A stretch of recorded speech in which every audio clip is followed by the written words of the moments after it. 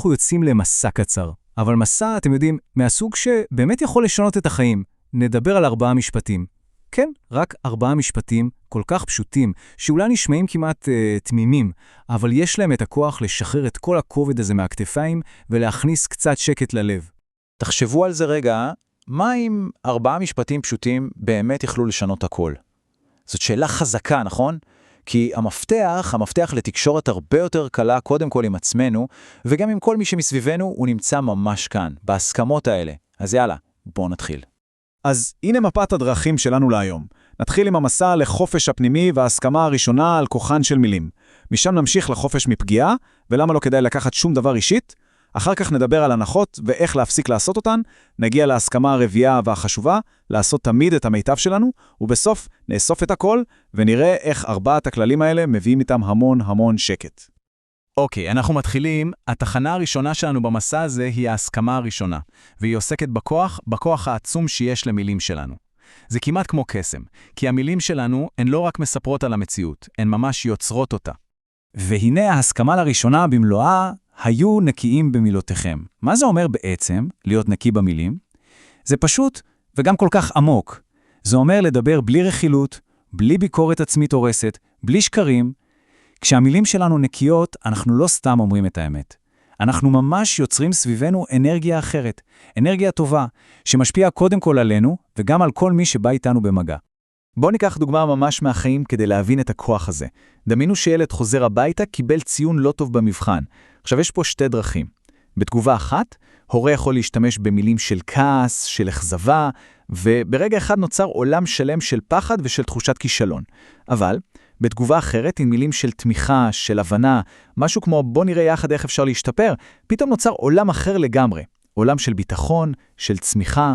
שימו לב, זה אותו אירוע בדיוק, אבל 2 מציאות שונות לחלוטין שנבראו רק מהכוח של המילים שנבחרו. טוב, אנחנו ממשיכים לתחנה הבאה במסע שלנו, והיא, היא פשוט משחררת.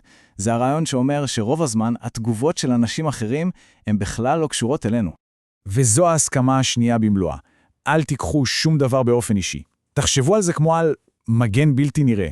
הרעיון הוא שמה שאנשים אחרים אומרים ועושים, זה בעצם שיקוף של העולם שלהם, של הפחדים שלהם, של האמונות שלהם, של מה שהם עוברים.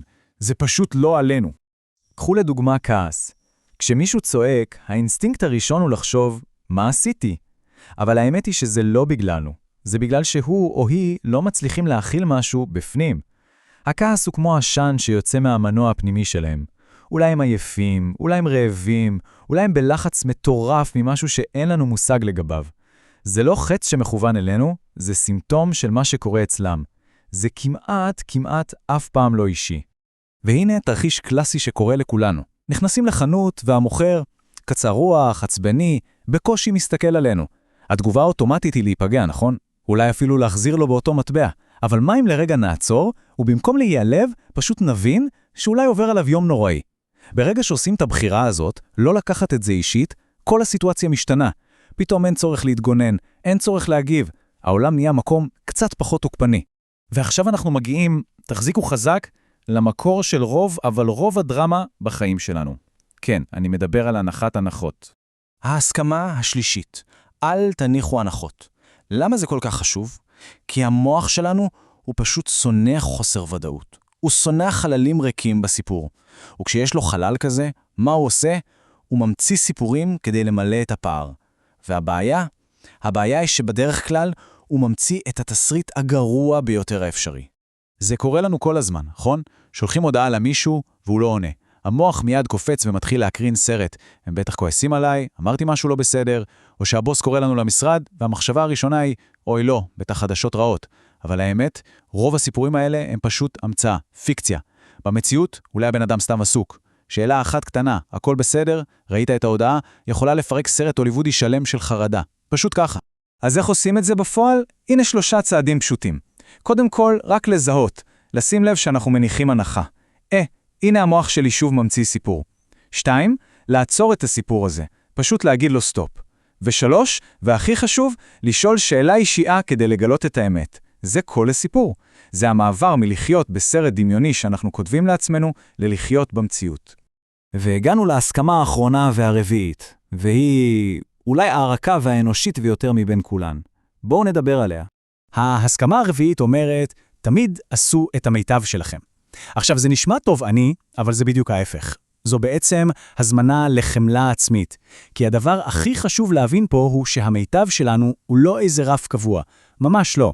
המיטב שלנו ביום ראשון בבוקר אחרי שישנו טוב, הוא שונה לגמרי מהמיטב שלנו ביום חמישי אחר הצהריים, כשאנחנו כבר גמורים. וזה בדיוק העניין, הגמישות. ביום שאנחנו קמים עם אנרגיה, בריאים, המיטב שלנו יכול להיות 100%. אבל ביום שאנחנו חולים או סתם עייפים מנטלית, המיטב שלנו אולי יהיה פשוט לקום מהמיטה ולהכין קפה. וזהו. וזה בסדר גמור. המיטב של יום עייף הוא לא פחות טוב מהמיטב של יום אנרגטי. הוא פשוט המיטב לאותו רגע. וכאן קורה הקסם האמיתי של הגישה הזאת. כי ברגע שבאמת מאמצים אותה, זה פשוט משתיק את השופט הפנימי הזה, את הקול הקטן הזה בראש שתמיד אומר, יכולתי לעשות יותר, לא התאמצתי מספיק. כשפשוט עושים את המיטב האפשרי לאותו רגע, אין יותר מקום להשמה, לחרטה, לביקורת עצמית, יש פשוט עשייה. וזה הכל, בלי כל הדרמה מסביב.